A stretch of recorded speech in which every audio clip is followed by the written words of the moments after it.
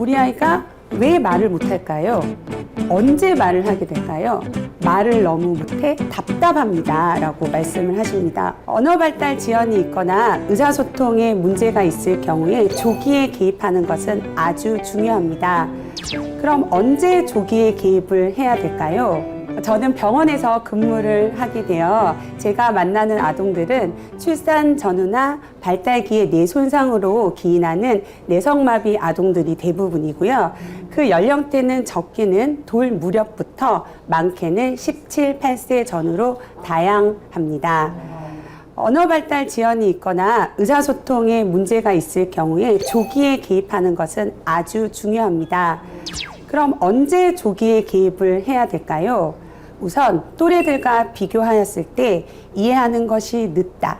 그리고 또래들과 비교하였을 때 어휘 사용이 제한적이고 문장 구조가 단순하다. 그리고 말을 더듬는다. 부정확한 발음으로 발음을 한다. 전문가의 도움을 받아보실 것을 권유드립니다. 종종 어르신들은 말씀을 하십니다. 요즘 엄마들이 너무 별나다, 극성 맞다, 예민하다. 땡땡이 엄마 아빠도 말을 다 늦게 했는데 뭘 그렇게 아이들을 힘들게 언어 재활을 하러 돌아다니냐라며 반대하시는 분들을 보아왔습니다. 그런데 코로나19 시대로 인해 언어 발달 시기에 마스크가 생활이 된 아이들은 말을 익히고 사용하는데 어려움이 있다는 조사 결과가 나왔습니다. 왜냐하면 말을 익히려면 상대방의 입 모양을 봐야 되고 얼굴 표정도 봐야 되고 상대방의 감정에 공감을 하며 말을 익혀야 되는데 이러한 과정이 없다 보니 아이들이 말을 익히고 사용하는데 어려움이 있고 이러한 문제는 곧 사회성 발달로 이어질 수 있다는 조사 결과가 나왔습니다. 다음으로는 저는 언어 재활을 하다 보니 주로 언어 장애가 있는 아동들을 만나게 됩니다. 대부분 어머님들은 말씀을 하십니다. 우리 아이가 왜 말을 못할까요? 언제 말을 하게 될까요? 말을 너무 못해 답답합니다 라고 말씀을 하십니다. 그런데 일반적으로 생각을 하시겠죠. 말을 못하는데 뭐가 답답하냐, 시끄러워 죽겠는데 제발 좀 조용히 해라 라고 하시는 분들이 계시겠지만 그럴 줄 알고 제가 예를 들어보겠습니다. 6, 7개월 된 신생아 아가가 있어요. 그 아이는 배가 고프지도 대소변을 한 것도 아니고 졸린 것도 아닙니다. 그런데 이유 없이 계속 울기만 웁니다. 그럴 때 부모님들이 하시는 말들이 있죠. 어디가 아픈지 말을 해야지만 내가 덜 속상하고 덜 답답할 텐데. 바로 이런 느낌입니다. 이 공감하실 수 있으실까요? 네, 감사합니다. 저희는 너무 쉽게 말을 하다 보니 말하는 것이 사실 별거 아니라고 생각을 합니다. 그런데 실제 말하는 과정은 여러 단계를 거쳐서 나타나게 되는데요. 간단히 정리해 보면 우선 하고자 하는 말을 생각해야 됩니다. 그 다음 이러한 생각한 말을 운동신경이 발음기관을 통해 보내 운동을 어떻게 해야 되는지 알려주고 그 소리들이 음파의 형태로 존재를 하게 됩니다.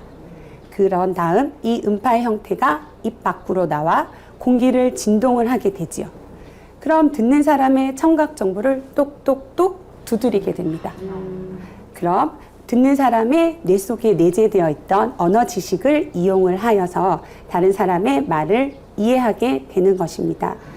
저희는 이러한 과정을 너무 자연스럽게 습득하고 사용을 하고 있는데요. 제가 만나는 아이들은 이러한 과정이 너무나도 어렵습니다. 생각을 할 수는 있지만 입 밖으로 낼 수 없고 입 밖으로 냈다고 하더라도 그 말의 의미를 이해하는데 어려움이 아주 많습니다. 그래서 저희가 생각하는 일반적인 의사소통 방법이 아닌 저희 아이들은 자신만의 언어로 의사소통을 시도를 하고 있습니다. 바로 그 예가 몸짓과 눈짓과 그림이나 글자로 의사소통을 시도하고 있는 것입니다. 대부분 사람들이 말을 합니다. 대화를 하려면 입 밖으로 나온 말을 주고받아야지만 말이 되는 건데 글자, 그림, 몸짓, 눈짓 그런 것들이 뭐가 의사소통의 하나의 방법이 되냐고. 이럴 땐 조금 더 유의 깊게 살펴보라고 말씀드리고 싶습니다. 그런데 저도 사회 초년생일 때는 아이들의 보내는 신호를 읽지 못했습니다. 아이들의 마음을 이해하는데 제가 너무 어리기도 했고 미성숙했던 것 같습니다. 저는 다른 언어 재활사랑 다른 점이 하나 있습니다. 그게 무엇인지에 대해서 지금 말씀드리려고 합니다. 저는 첫째 아이를 출산 예정일까지도 근무를 하고도 너무 건강하게 낳았습니다. 그래서 둘째도 당연히 건강하게 낳을 거라고 생각을 했었습니다. 그런데 저의 생각과는 어긋나게 아이는 출산 예정일보다 4개월 빨리 태어나게 되었습니다. 네. 아이는 태어나자마자 신생아 중환자실에 옮겨졌고 하루에도 수십 번 변하는 건강 상태를 알기 위해 휴대전화를 꼭 쥐고 있었습니다. 혹시라도 제가 전화를 받지 못했을 때 부재중 전화가 와 있는 것을 확인했을 때는 가슴이 덜컥 내려앉기도 했습니다. 혹시 병원에서 어떤 일이 생겨서 전화가 오지 않았을까 하는 마음이었습니다. 아이는 작디 작은 몸에 여러 개의 생명 유지 장치를 하고 있었고 수십 개의 주사 바늘로 인해서 남아있는 혈관이 하나도 없었습니다. 지금에서야 제가 이렇게 웃으며 이야기를 할 수 있지만 그 시간으로 다시 되돌아가라고 하면 절대로 돌아가고 싶지 않다입니다. 그 시간 동안 하루 30분이라는 시간이 저와 아이에게 주어진 시간이었는데요. 아이는 면회를 갈 때마다 항상 잠을 자고 있었습니다. 그런데 알고 보니 스스로 자고 싶어서 잠을 잤던 게 아니라 여러 개의 생명 유지 장치로 인해 힘들까봐 항상 재워지고 있는 상태였습니다. 면회를 갈 때마다 아이의 상태를 보고 아이가 이렇게 말을 하는 것도 같았습니다. 어떤 날은 아이가 엄마 너무 힘드니까 이제 그만하고 싶어요. 절 좀 놔주세요 라고 했던 적도 있었던 것 같고요. 또 어떤 날은 너무 힘들긴 하지만 잘 견디고 있으니 조금만 기다려 주세요 라고 이야기를 한 적도 있었던 것 같습니다. 네, 죄송합니다. 네, 죄송합니다. 제가 자꾸 이런 얘기를 하면 항상 한참 지났는데도 상황이 너무 이렇게 잘 스쳐져가지고 네, 이걸 또 막상 공감을 해보니까 알더라고요. 누가 말을 하더라고요. 인큐베이터에 들어가면 엄마 뱃속에 있었던 만큼 못 채우고 나오면 거기서 다 채워줄 건데 뭐를 걱정을 하느냐. 근데 실상은 달랐던 거죠. 그래서 제가 이런 얘기를 할 때마다 눈물 많은 엄마, 눈물 많은 치료사 가 되고 있습니다. 네. 그래서 혹시라도 주변에 저처럼 일찍 아이가 세상에 나오거나 했을 때 가서 인큐베이터에 있으니까 괜찮아 라는 말은 하지 않으셨으면 좋겠습니다. 정말 위로가 하나도 안 됩니다. 속으로 너도 한번 경험해봐. 그게 위로가 되는지라는 생각이 들었었고요. 차라리 아무 말 없이 와서 어깨를 토닥여 준다거나 한번 안아주는 게 더 큰 위로가 되었던 것 같습니다. 이렇게 제가 모든 가정을 경험을 했기에 저희 병원에 오는 장애 아동들과 부모님들의 마음을 이해할 수 있는 몇 안 되는 언어재활사라는 게 다른 점이지 않을까 싶습니다. 그래서 저는 생각을 했습니다. 제가 가장 잘할 수 있는 언어재활, 제가 가장 재미있어하는 언어재활로 아이들이 소통을 하는데 도움을 줄 수 있는 사람이 되고자 하였습니다. 저와의 시간들로 인해서 아이들이 소통을 하는데 즐거움을 느끼면 그보다 더 기쁜 일은 없을 거라고 생각을 했습니다. 20년이라는 시간 동안 참 수없이 많은 아이들을 보아왔습니다. 그 중에서 그 아이들을 생각을 하면 미소를 짓게 하는 경우도 있었고 가슴 한쪽이 아련하게 아픈 적도 있었습니다. 왜냐하면 건강하지 못해 아이들이 꽃을 피워보기도 전에 먼저 하늘로 간 아이들도 있었기 때문에 더 많이 기억되는 것 같습니다. 제가 20년간 언어 재활을 하면서 가장 기억에 남는 사례가 있는데요.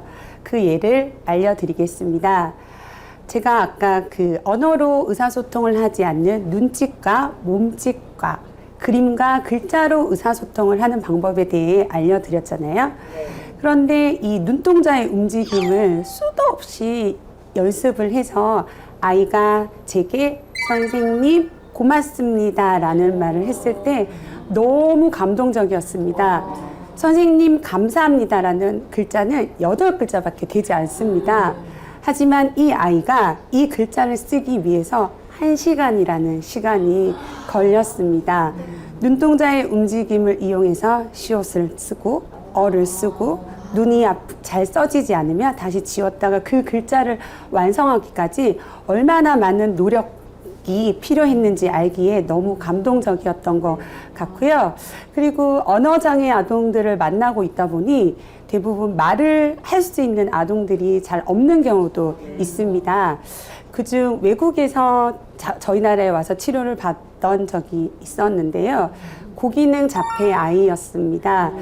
아이와 너무 즐겁게 언어 재활을 하고 그 아이가 다시 외국으로 갔습니다.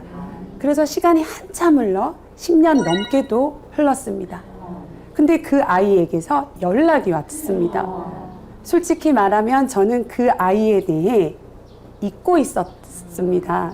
그런데 그 아이가 아직도 저를 마음속에 기억하고 있다는 것만으로도 감동이 벅차 눈물을 흘릴 수밖에 없었습니다. 그 아이는 어엿한 대학생이 되었고 한국에서 저와 함께 했던 시간이 너무 즐거웠다라고 회상을 했던 적도 있었습니다. 우리 아이들이 살아가는 방식과 소통하는 방식이 우리와 달라 조금 불편할 수는 있습니다. 하지만 지금도 우리 아이들은 자기만의 속도와 방식으로 우리와 똑같이 주어진 시간을 열심히 살고 있습니다. 그래서 이 아이들에게 여러분께서 응원의 힘을 보태주셨으면 합니다. 앞으로도 저는 제가 가장 잘할 수 있는 언어 재활로 언어장애 아이들이 소통을 할 수 있는데 즐거움을 알고 세상을 알아가는 방법을 배우도록 열심히 노력하겠습니다. 감사합니다.